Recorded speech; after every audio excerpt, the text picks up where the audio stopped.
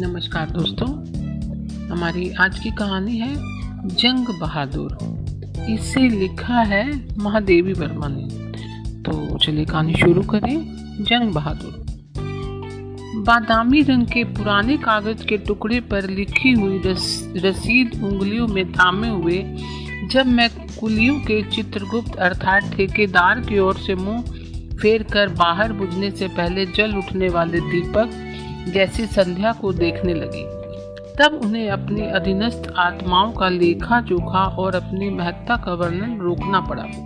कई बार खांस कर जब वृद्ध महोदय श्रोता की उदासीनता भंग न कर सके, तब वह धीरे धीरे सीढ़ियों से नीचे उतर गए और उनकी पीठ फेरते ही कितने ही कुली मेरे कमरे के सामने एकत्रित होने लगे। यह डोटियाल संज्ञाधारी जीव भी विचित्र है। नेपाल भूटान से जो कुली इस ओर आते हैं, उनकी विशेषता का मापदंड बोझा उठाने की शक्ति मात्र है। उनमें प्राय छोटे से छोटे कुली भी 1.5-2 मन का बोझ उठाकर ऊंचे पहाड़ की मीलों लंबी चढ़ाई पर पार कर जाते हैं, पर रूप में वे सब शिव के बराती लगते हैं। केवल वे करूप हैं, दीन नहीं। कोई टाट का सिला विचित्र पजामा और फटे हुए काले खुरदुरे कंबल का गिलाफ जैसे कुर्ता गले में लटकाए भालू के समान घूम रहा है। कोई रूखे बालों को खुजलाता हुआ शाही जैसा कांटेदार तंतु लग रहा है। ऐसे विविध रूपों की भीड़ देखकर मेरी मौसी तो कोने से दुबक कर बैठ जाती है और पत्रिका और भक्तिनी बाहर खड़ी होकर विस्मय से उनका निरीक्षण परीक्षण करने लगती है, क्योंकि दैन और विचित्रता का ऐसा समन्वय तो हमारे गांवों में नहीं मिलता। मैंने कुछ उदासीन भाव से कहा, तुम सब जाओ, हमारा कुली जंग बहादुर है, उसी को भेज दो। वे विस्मित से एक दूसरे को धकेलने लगे। फिर एक व्यक्ति को आगे ठेलकर दूसरे से कहा, ये जंगिया है। नाम के आधार को ठीक से देखना आवश्यक कर दिया गया। पर्वतीय पथ और पत्थरों की चोट से टूटे नाखून, पैरों में मुंज की बनी चप्पल, मानो मनुष्य को पशु बनाकर भी खूर न देने वाले परमात्मा का उपहास कर रही थी। घनी बोहों के नीचे मुंह चौड़ा और नाक कुछ गोल हो गई थी। हंसी से निरंतर खुले हुए होठों के कोने कान तक फैलकर गाल और कान के अंदर को छिपा देते थे। गेहुआ रंग निरंतर धूप में रहने के कारण कहीं पुराने तांबे जैसा और कहीं झाईदार हो गया है। बोझ बांधने की गांठ गठीली पुरानी रस्सी का एक छोर गले की माला बनाता हुआ कंधे से लटक रहा था, दूसरा कमरबद्ध बनकर कोट के झबरेपन में कहीं छिपा कहीं प्रगट था। उसे अपने भाई धन सिंह के साथ मेरा सामान लेकर केदारनाथ होते हुए बद्रीनाथ तक जाना और श्रीनगर लौटना था। 1 रुपया प्रतिदिन के हिसाब से प्रत्येक की मजदूरी तय हुई थी, जिसमें से 1 आना फ्री रुपया कमीशन ठेकेदार को प्राप्त होता था। तुम्हारा भाई कहाँ है? पूछते ही धनिया की पुकार मच गई। जंग बहादुर का चेहरा भी अपने छोटेपन के प्रति इतना सतर्क था कि उसे देखकर किसी पौराणिक अनुज का स्मरण हो आता है। पहाड़ के ऊंचे नीचे रास्ते में मुझे अपना और अपने साथियों का जीवन उन्हें सौंपना होगा, और मार्ग में जीवन की सब सुविधाओं के लिए यह मेरे संरक्षण में आ गए हैं। इस विचार ने उन दोनों कुलियों के प्रति मेरे मन में ममता उत्पन्न कर दी। कहा, तुम दोनों सामान देख लो, अधिक लगे तो एक कुली और ठीक कर लिया जाएगा। हमें विस्मित करते हुए भारी बंडलों को उठाकर बोझ का अनुमान करने लगे।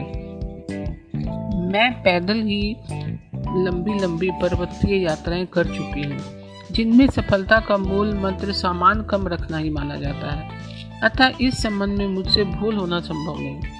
फिर मैं यह विश्वास नहीं करती कि जिन यात्राओं में खाद्य सामग्री मिल जाने की सुविधा हो, वहाँ भी घी के पीपे और बिस्कुट के टीन ढोते फिरे जाएं। मेरी मौसी अवश्य कुछ अधिक सामान ले जाने की इच्छा रखती है, परंतु मेरी छोटी सी इच्छा को भी बहुत मूल्य देने का उनका स्वभाव है। उनके बेटे जिन तीर्थों में उन्हें नहीं ले जा सकते, वहीं मैं ले जा रही हूँ, अतः मैं सब बेटों से बड़ी हूँ और उन्हें मुझ पर विश्वास था। हम सबके इन्हें गिने वस्त्र, बिस्तर, दवा का बक्सा, साबुन आदि आवश्यक वस्तुएं ही साथ थी, जिन्हें जंग बहादुर ने पास कर दिया था और दूसरे दिन ही हमारी यात्रा आरंभ हो गई थी। घर में व्यक्ति अपने आश्रितों और सेवकों के प्रति अपने व्यवहार को छिपा सकता है, कृत्रिम बना सकता है, किंतु यात्रा में ऐसा सहज नहीं होता। मनुष्य में जो भी स्वार्थपरता, विवेकहीनता, क्रूरता रहती है, वह ऐसी यात्राओं में पग पग पर प्रकट होती चलती है। एक और श्वेत शतदल की पखंडियों की तरह कुछ खुली, कुछ बंद, कहीं स्पष्ट, कहीं अलक्ष्य पर्वत श्रेणियां और कहीं गली चांदी जैसे स्रोतों के बीच में जो जीवन गतिशील है, उसे देखकर प्रसन्नता से अधिक करुणा आती है। डांडी में बैठा हुआ कोई लंबोदर अपने हाँफते हुए कुलियों को सर्प सर्प कहकर इस तरह दौड़ाता है, उसे देखकर हमें स्वर्ग पर अधिकार पाकर भी देवता न बन पाने वाले नौहुस का स्मरण हो आता है। हमारे इस डांडी टट्टू आदि से भरे पूरे दल के अतिरिक्त एक दूसरा दल भी है, जिसमें दरिद्रों का बाहुल्य है। किराया रुपयों के अभाव में इनमें से अधिकांश बिना टिकट ही रेल यात्रा समाप्त कर अपने आने में निपुण होते हैं। 5 आने से लेकर 5 रुपए तक अंटी में रखकर और गठरी में सत्तू, चबेना, गुड़ का पाथई लेकर चलते हैं। जीवित लौटने के साधनों के अभाव में इनकी यात्रा अंतिम विदा के उपरांत ही आरंभ होती है। राह में जहाँ बीमार हुए साथी छोड़कर आगे बढ़ गए। 2-4 दिन वहाँ रहने से पाथे और रुपया धेली चुक जाने का डर रहता है और उस दशा में किसी का भी लक्ष्य तक पहुंचना असंभव हो जाता है। इसी से वह सब घर से ही ऐसा समझौता करके चलते हैं, क्योंकि एक का ना पहुंचना तो उसके व्यक्तिगत पाप का परिणाम है। यदि अन्य भी उसके कारण ना पहुंचे तो ना पहुंचने देने का पाप भी उसके सिर पर ही रहेगा। चट्टी चट्टी पर इनमें से 2-1 बीमार पड़ते रहते हैं और कोई कोई मर भी जाता है। अंत्येष्टि का काम यात्रियों से मांग कर किया जाता है। साधन ना मिलने पर गहरा गड्ढ तो स्वाभाविक समाधि है ही। डांडियों के काफिले में भी मृत्यु अपरिचित नहीं, पर वह कुलियों तक ही सीमित रहती है। यदि कोई कुली बीमार हो जाता है तो तुरंत दूसरा कुली ठीक कर दिया जाता है। बीमार कुली भाग्य पर छोड़ दिया जाता है। यात्री 1 रुपया प्रतिदिन देकर कुली को खरीदता है, इसलिए वह अधिक से अधिक रास्ता तय करना चाहता है। मैं डांडी में नहीं बैठती।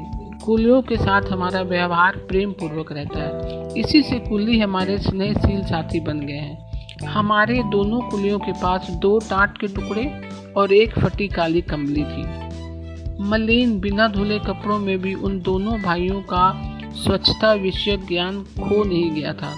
कड़कड़ाते जाड़े में कपड़े दूर रखकर वे दोनों अपने लिए दाल भात बनाते। बर्तन के नाम पर उनके पास 2 बर्तन थे, जिनमें एक में दाल बन जाती, दूसरे में चावल। कभी कभी दाल का खर्च बचाने के लिए लिंगूना नाम का एक जंगली शाख तोड़ लाते। मार्ग में हम सब उनके पीछे चलते थे, अतः शेष शरीर बोझ की ओट में होने के कारण हमें केवल उनके पैर ही दिखते थे। जब जंग बहादुर के भाई धन सिंह के पैर थके थके आगे बढ़ते तो मैं पूछ लेती, जंग बहादुर थक गए हो क्या? पूछते ही विचित्र भाषा में उसका उत्तर मिलता, ऐसा है माँ, कुछ तकलीफ नहीं।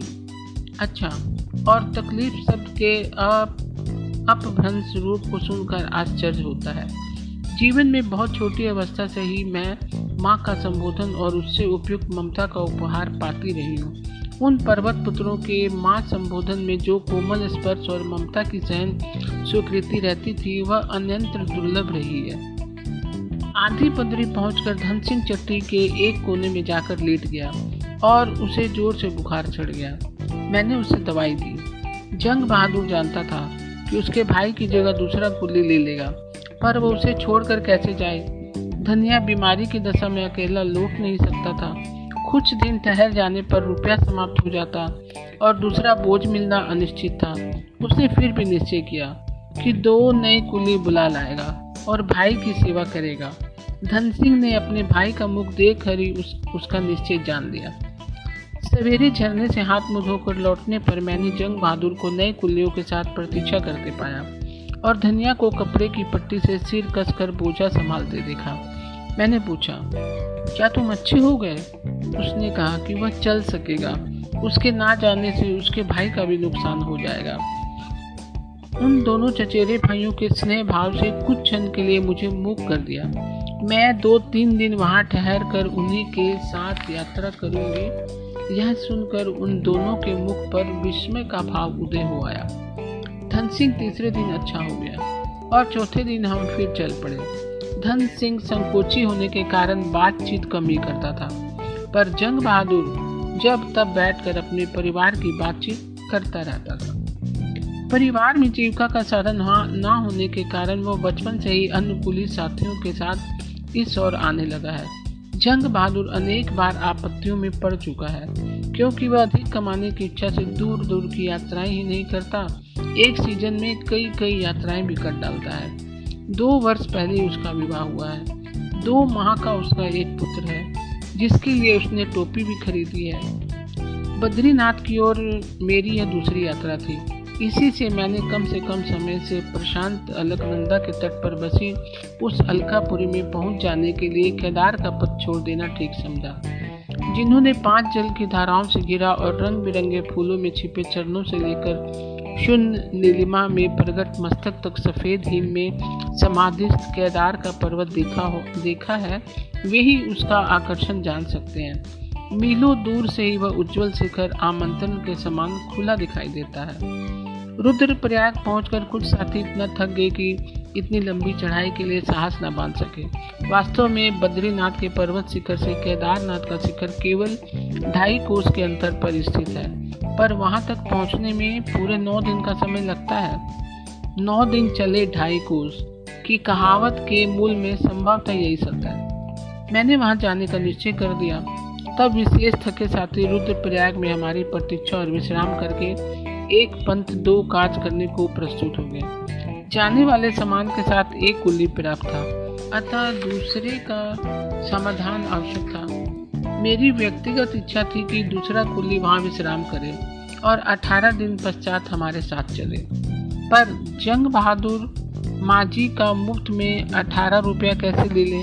उसने कहा कि वह धन सिंह को विश्वास पूर्वक छोड़कर जा सकता है और यहाँ से श्रीनगर पहुंचकर वह नई यात्री की खोज कर लेगा। जंग बहादुर के स्वार्थ त्याग पर चाहे कोई काव्य न लिखा जाए, पर उसकी स्मृति एक कोमल मधुर कविता है। तो दोस्तों, आज की कहानी आपको कैसी लगी? मैं कल फिर एक नई कहानी के साथ उपस्थित होंगी। तब तक के लिए नमस्कार दोस्तों।